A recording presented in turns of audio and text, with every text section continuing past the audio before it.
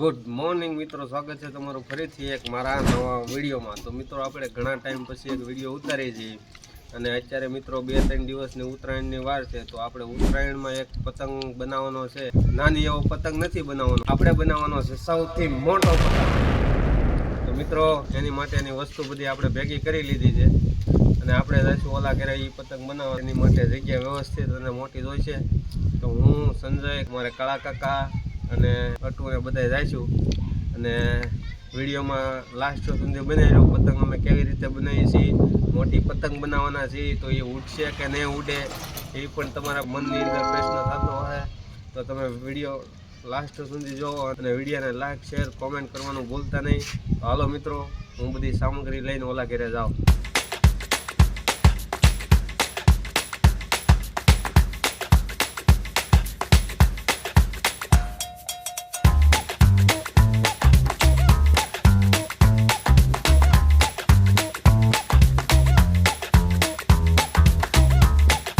Finally મિત્રો આ મોટ બાપુની ઘરે વૈયા છે। જે આપણે પતંગ બનાવવામાં જે વસ્તુ યુઝ કરવાની છે, જેમ કે ટેપપટ્ટી, કાતર, આ બે સળિયું, કાગળ, સિંદરી ને એવું બધું યુઝ કરવાનું છે। તો એ બધું હું લાવ્યો છું। તો મિત્રો હવે આપણે અહીંયા પતંગ બનાવવાનું ચાલુ કરી કામ। તો તમે લાસ્ટ સુધી જોઈજો કેવી રીતે અમે પતંગ બનાવી છે।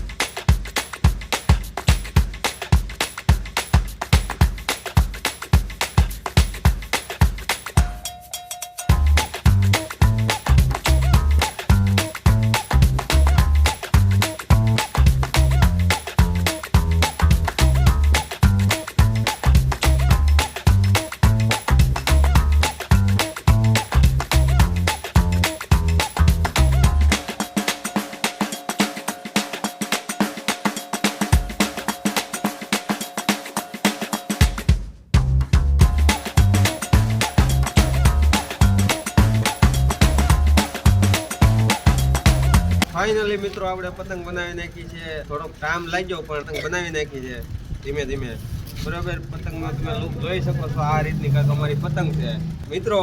સૌથી મોટી પતંગ છે, નાની ઓની પતંગ છે નહીં। તમે જોઈ શકો છો કેવડી મોટી પતંગ છે।